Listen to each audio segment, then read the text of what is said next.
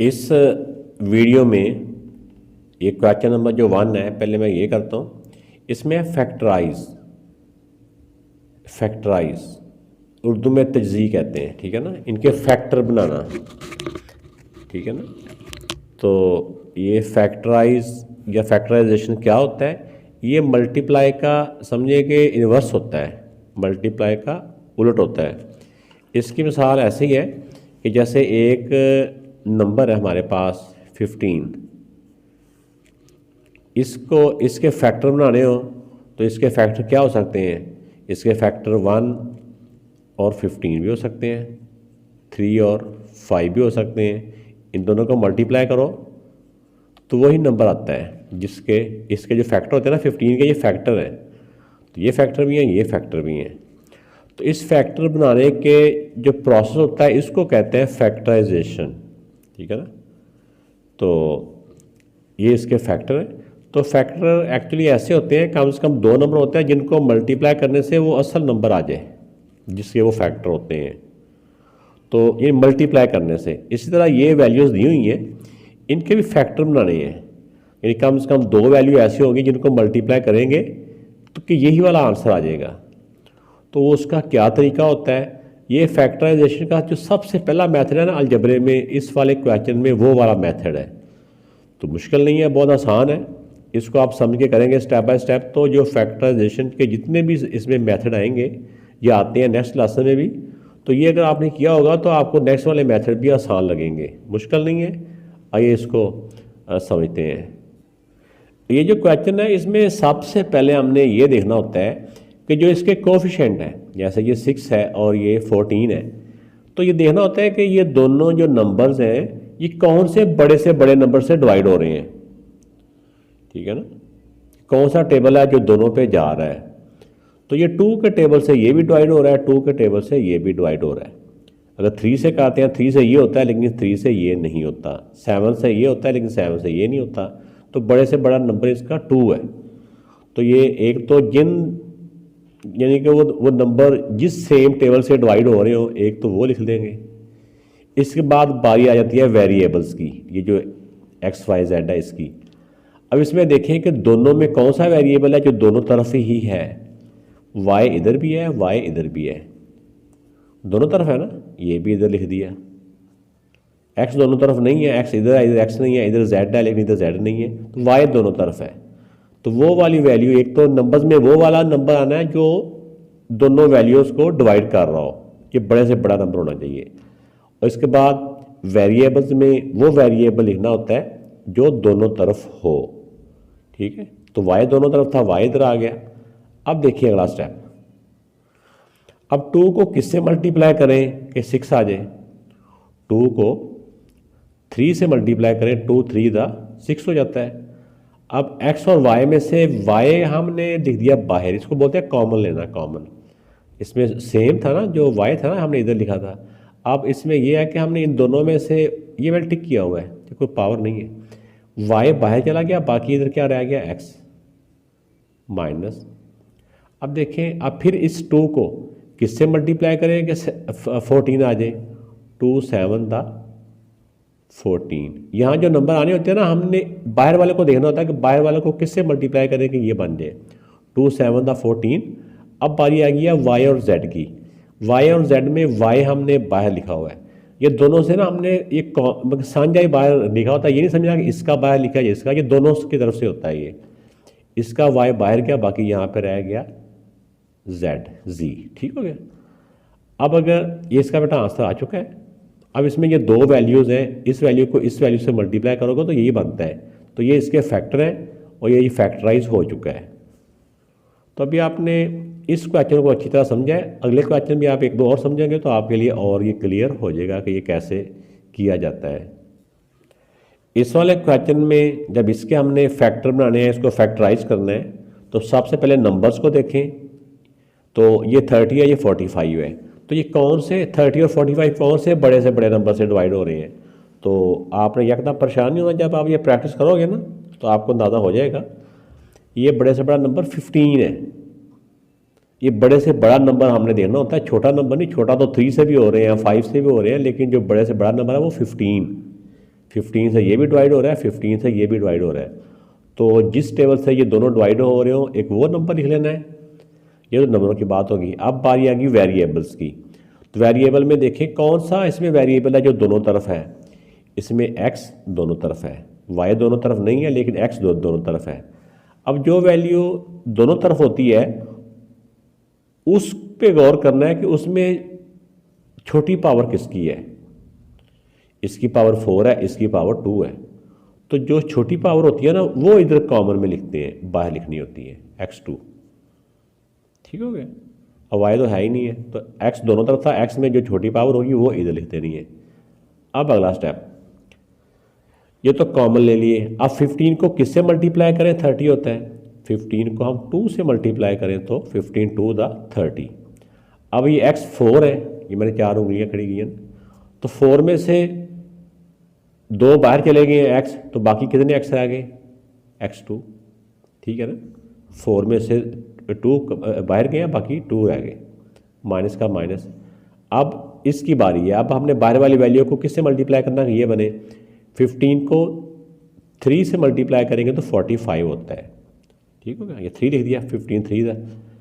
अब देखें जो नंबर होता है, नंबर को मैं ऐसे मल्टीप्लाई करके देख लेता हूँ, और जो वेरिएबल होते हैं उसमें उसका तरीका मैं थोड़ा सा दूसरा यूज़ करता हूँ। अब देखिए इसमें x² y है, x की पावर 2 है, वो 2 की 2 पावर बाहर चली गई, यानी x तमाम का तमाम ही x पावर 2 के साथ ही बाहर चला गया। x तो अब यहाँ नहीं बचा, सिर्फ y बच गया ये। तो ये बेटा इसका आंसर आ गया। इस वाले क्वेश्चन में सबसे पहले जब हम इन नंबर्स को देखेंगे जो कोएफिशिएंट है, तो दोनों कोएफिशिएंट कौन से टेबल से डिवाइड हो रहे हैं। ये बड़े से बड़ा नंबर 6 है, 6 का टेबल 6 पे भी जा रहा है, 6 का टेबल 6 4 द 24 होता है। तो 6 के टेबल से ये दोनों डिवाइड हो रहे हैं। अब बात आती है वेरिएबल्स की। तो वेरिएबल दोनों में कौन सा है, y है, y इधर भी है, y इधर भी है, तो पावर 1 ही है, इसलिए y इधर आ गया। इक्वल का साइन लाजमी तौर पे इधर डालना है। अब 6 1 द 6 भी समझो बाहर आ गया, इसमें से y बाहर आ गया, बाकी रह गया x² माइनस। अब 6 को किससे मल्टीप्लाई करेंगे, 24 आ जाए, 6 4 द 24। y और z में से y बाहर चला गया, बाकी रह गया z। यहाँ पे एक्चुअली 1 होता है, 6 1 द 6, लेकिन 1 कोएफिशिएंट के साथ 1 लिखा नहीं जाता, इसलिए वो मैंने 1 नहीं लिखा। तो ये इसका आंसर आ गया है। अब ये जो क्वेश्चन है ये पहले क्वेश्चन से डिफरेंट है, क्योंकि इसके अंदर 3 टर्म्स दी हुई हैं, 1 2 ये 3, यानी ये माइनस आ गया, ये प्लस आ गया। तो 3 टर्म्स भी हो, तो सबसे पहला जो मेथड होता है ना वो यही है जो अब अभी हम कर रहे हैं। तो देखिए अब इसके जो कोएफिशिएंट है 7 है, 14 है और 21 है। तो ये सारे तीनों कोएफिशिएंट कौन से टेबल से डिवाइड हो रहे हैं, बड़े से बड़ा नंबर वो है 7। ये तीनों 7 से डिवाइड हो रहे हैं। अब अगली बात आ गई वेरिएबल्स की, ये जो उर्दू में मुतग़य्यरात कहते हैं। इसमें x सारों में है, तो अब x सारों में तो है, ये तो फैसला हो गया। अब देखना होता है कि इनमें x की सबसे छोटी पावर कौन सी है। ये 4 पावर है, ये 2 है, और इधर कुछ ना तो 1 ही होती है ना, 1 लेकिन लिखी नहीं जाती, 1 होती है। इसमें तीनों में x तो है, लेकिन x की पावर 1 है। जो सबसे छोटी पावर होती है ना, x लिखना था यार, तो x की पावर जो 1 है ना वो कॉमन में आ गया। 1 लिखा नहीं जाता है, ये मैं आपको सिर्फ समझाने के लिए लिख रहा हूँ। अब देखें जब कॉमन बाहर लिख लिया, अब आती बारी अंदर वाली वैल्यू लिखने की। इसका 7 भी बाहर आ गया, x की पावर 4 थी, 4 में से 1 पावर बाहर आ गया, तो बाकी यहाँ पे कितनी रहेगी, 3, माइनस का ये माइनस आ गया। अब 7 को किससे मल्टीप्लाई करेंगे, 14 आए, 7 2 द 14। अब बारी आ गई वेरिएबल्स की। अब इसमें से जो वैल्यू तो बाहर गई हैं वो तो बाहर चली गई हैं, बाकी जो बच जाएंगी वो यहाँ लिख देंगे। x की पावर 2 थी, 2 में से 1 x बाहर गया, बाकी 1 x इधर रह गया। y तो बाहर गया ही नहीं था, y इधर ही रह जाएगा, प्लस का प्लस। अब 7 को 3 से मल्टीप्लाई करेंगे तो 21। अब बात आ गई वेरिएबल्स की, तो x एक ही था जो बाहर चला गया और y इधर ही रह गया। तो ये बेटा इसका आंसर आ गया कि इसके फैक्टर बन गए हैं। अब इस क्वेश्चन पे अगर हम गौर करें, इसके कोएफिशिएंट तो ऐसे नहीं है कि जो सब में सेम हो, यानी कि जैसे 1 के अलावा बात कर रहा हूँ, 1 तो होता ही है ना सबका वो, लेकिन वो मल्टीप्लाई में नहीं शो नहीं होता। तो अब बारी आती है वेरिएबल्स की। तो वेरिएबल में हम देखें कि तीनों में एक्स वाई जी है, इधर भी एक्स वाई जी है, इधर भी एक्स वाई जी है, तीनों इन तीनों वैल्यूज़ में ही है, एक्स भी वाई भी जी भी। जब ये कन्फर्म हो गया कि ये तीनों ही हैं, उसके बाद कॉमन में वो लिखना होता है इन तीनों में जहाँ जैसे एक्स है तो एक्स की सबसे छोटी पावर कौन सी है, ये 1। अब वाई को देखो तो वाई की सबसे छोटी पावर कौन सी है, वो भी 1 है, यानी कि वाई की पावर 1, यानी वाई। अगर जेड को देखा जाए तो ये जेड की पावर जो 1 है, यानी जो जेड है ये भी कॉमन में आएगा। जो सबसे छोटी पावर होती है ना वो कॉमन में ली जाती है, लिखी जाती है, ठीक। अब बारी आ गई अगली वैल्यू होगी, यहाँ पे वो वैल्यू यानी जो बच गई हैं। अब एक्स 2 थे, एक एक्स बाहर गया, बाकी एक एक्स रह गया। वाई 2 थे, पावर 2 है ना, 2 में से 1 बाहर गई है, बाकी 1 रह गई। इस तरह जी 2 थे, 2 में से एक जी बाहर गया, बाकी एक जी रह गया। माइनस एक ही एक्स था बाहर चला गया, ये हर एक के साथ ये लिखना होता है, ये सबका साझा होता है। एक ही एक्स था बाहर चला गया, यहाँ नहीं आएगा। एक ही वाई था बाहर चला गया, यहाँ नहीं आएगा। जी 2 थे, 2 जी में से एक जी बाहर गया, बाकी एक जी रह गया। प्लस एक्स वाई जी एक ही थे जो कि सारे बाहर चले गए हैं। अगर सारी की सारी वैल्यू बाहर कॉमन में चली जाए तो वहाँ पे 1 लिखा जाता है, 1, ठीक है ना। तो ये इसका आंसर आ गया। असल में होता यह है कि जब इसको इसके साथ मल्टीप्लाई करेंगे यही आएगा, इसको इसके साथ मल्टीप्लाई करेंगे यही आएगा, इसको जब इसके साथ मल्टीप्लाई करेंगे तो यही आएगा। अगर यहाँ पे कुछ भी ना हो तो फिर तो यहाँ कोई वैल्यू नहीं होती कि हम उसको उसके साथ मल्टीप्लाई करते कि ये आता, फिर तो यहीं पे आके आंसर ख़त्म हो जाता है। तो अगर सारी की सारी वैल्यू कॉमन में चल जाए ना तो वहाँ पे 1 लिखा जाता है, ये बात याद रखनी है आप लोगों ने। तो इस क्वेश्चन में जब हमने तीनों इन टर्म्स के ऊपर गौर किया तो सबसे पहले इनके जो कोफिशिएंट हैं, उर्दू में अददी सर कहते हैं, इनके जो कोफिशिएंट है ये देखें कौन से नंबर से डिवाइड हो रहे हैं सारे, ये 5 से डिवाइड हो रहे हैं। जिससे डिवाइड हो रहे हो वो कॉमन में लिख देना है। अब इसमें x भी सब में है, तो अब x जो सब में है तो देना होता है कि x जो सब में तो है तो सबसे छोटी पावर वाला x कौन सा है, ये 3 पावर है, इसकी 5 है, ये 4 है, ये 3 है। तो 3 पावर जो सबसे छोटी पावर होती है ना वो लिखनी होती है इधर। अब ब्रैकेट लगानी है, इक्वल का साइन तो शुरू में लगाना है। अब इसमें से 5 बाहर आ गया, या 5 1 5, x 5 थे, x की पावर 5 थे, तो x 5 में से x 3 बाहर आ गया, बाकी x 2 रह गया, प्लस का प्लस। अब 5 को 2 से मल्टीप्लाई करेंगे, ये हमें देखना होता है कि इस नंबर को किससे मल्टीप्लाई करेंगे, ये है 5 2 10, x 4 थे, 4 में से x 3 बाहर आ गया, बाकी x 1 रह गया। 1 लिखने की ज़रूरत नहीं होती, 1 नहीं लिखते होते, प्लस का प्लस। अब 5 3 था 15। अब बारी आ गई इसकी x की, तो x 3 है तो 3 के 3 कॉमन में चले गए, x यहाँ पे नहीं लिखेंगे, तो ये इसका आंसर आ गया। तो इस क्वेश्चन पे जब हम गौर करते हैं, इसके जो कोफिशिएंट है 8 है, 2 है, 1 है। तो अब 1 जब आ जाए तो अब ये सारे नंबर 1 से वैसे डिवाइड होते हैं, इसका मतलब कि ऐसा नंबर लिया जाता है जो सब को मल्टीप्लाई करें सब में वो है, तो वो 1 नहीं है। दो अकेले 2 की बात नहीं करनी होती। तो अब अगर सारों में वो सेम टेबल से डिवाइड नहीं हो रहा, जब 1 आ जाए ना तो 1 किसी के साथ ये कॉमन, 1 तो हर एक के साथ कॉमन होता है, ये इधर कॉमन में नहीं लिखा जाता। तो अब कोफिशिएंट की बात तो ख़त्म हो गई, ये कॉमन में नहीं आता। अब बात आ गई है ए बी सी की। ए बी सी तीनों में ही है, तो ए बी सी की छोटी छोटी पावर 1 1 1 ही है। ए भी है, बी भी तीनों में है, सी भी है, और सब की पावर जो है ना, ए की छोटी पावर 1 है, बी की 1 है, सी की 1 है। अब ये तो कॉमन नहीं गया था, 8 ऐसे कैसे आ गया। ए 3 थे, 3 में से एक ए बाहर गया, बाकी ए 2 रह गए। बी 3 थे, एक बी बाहर गया, बाकी बी 2 रह गए। अब इस तरह सी एक ही था, वो कॉमन में गया, सी यहाँ पे नहीं आएगा, ठीक हो गया। माइनस ये 2 तो कॉमन ही ना गया, ये नंबर इधर से नंबर कोफिशिएंट से कोई भी कॉमन में नहीं है। 8 2 है, 2 में से 1 ए, एक ए बाहर गया, बाकी एक ए रह गया, यानी ए की पावर 1 ये रहेगी। इस तरह बी 3 थे, 3 में से एक बी बाहर चला गया, बाकी बी की पावर 2 रह गई। सी एक ही है, वो सी कॉमन में गया, तो यहाँ सी नहीं आएगा, ये प्लस। अब ए बी सी ये 1 1 पावर वाला ही है, तो ए बी सी 1 1 जो है वो बाहर चले गए हैं, तो ये सारी की सारी वैल्यू बाहर चली जाए तो वहाँ पे 1 लिखा जाता है। तो ये इस पार्ट का आंसर आ गया।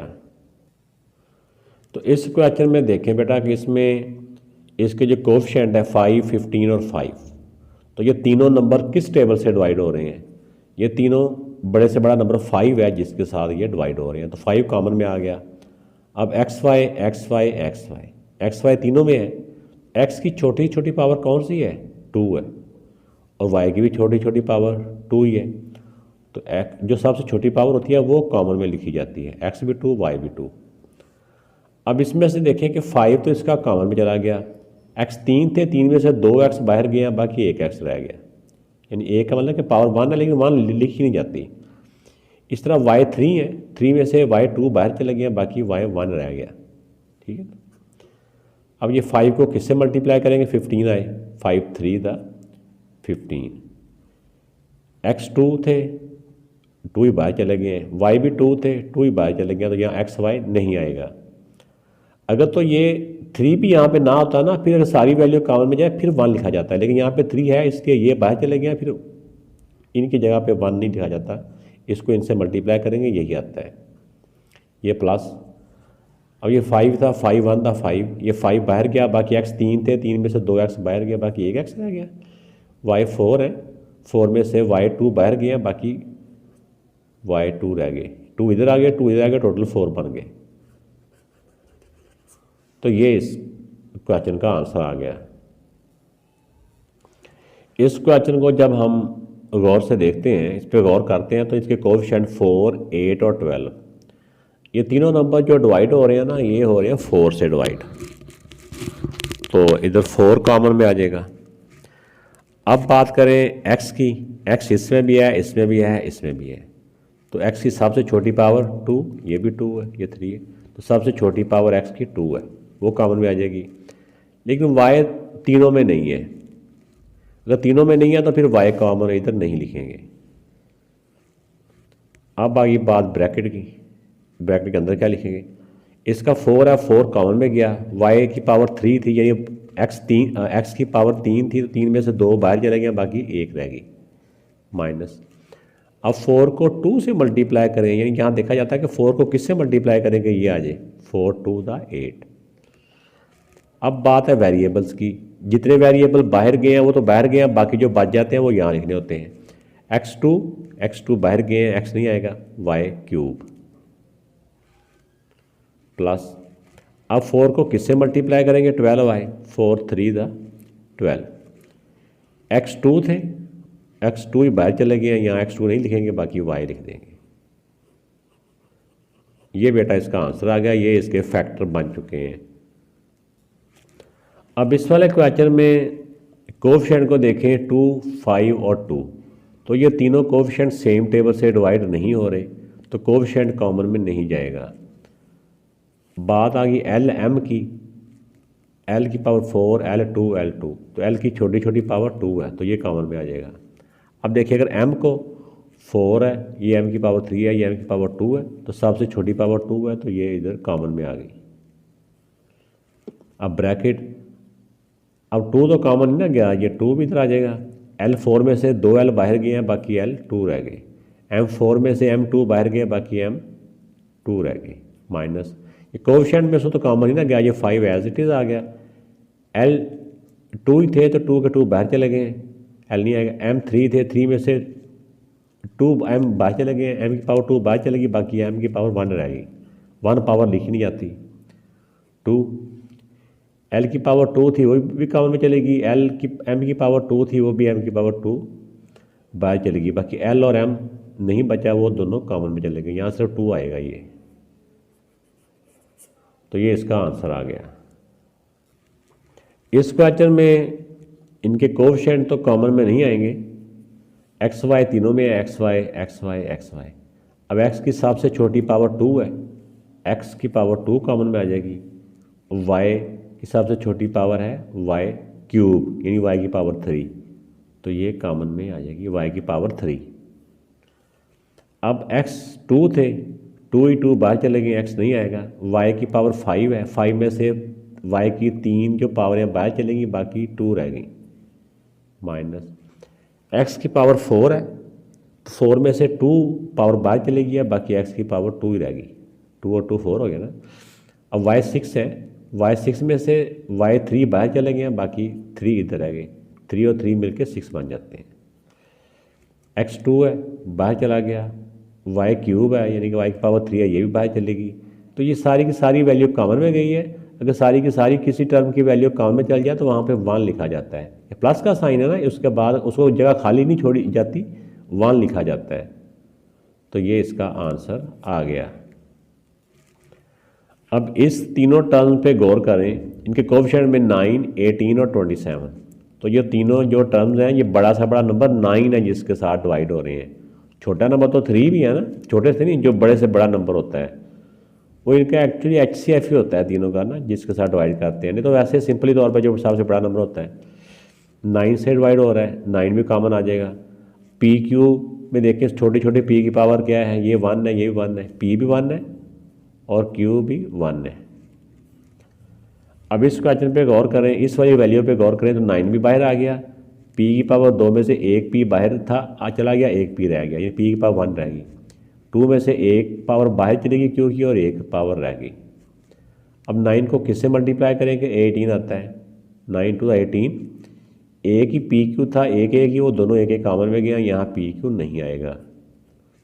अब 9 को किससे मल्टीप्लाई करें, 27 आए, 9 3 27। अब P की पावर 3 में से एक पावर बाहर चलेगी, बाकी 2 रहेगी। Q की पावर 4 में से एक पावर बाहर चलेगी, बाकी Q की पावर 3 रहेगी। तो ये बेटा इसका आंसर आ गया। तो अगर आपको ये क्वेश्चन अच्छे लगे हैं तो आप इसमें लाइक और कमेंट्स करके ज़रूर बताइएगा।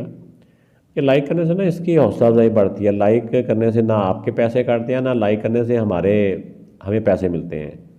इसके ना वीडियो की वर्थ बढ़ती है, उसका जो सर्च में आ जाती है यूट्यूब की ना, तो इससे एक वीडियो बनाने वाले की भी हौसला अफजाई होती है।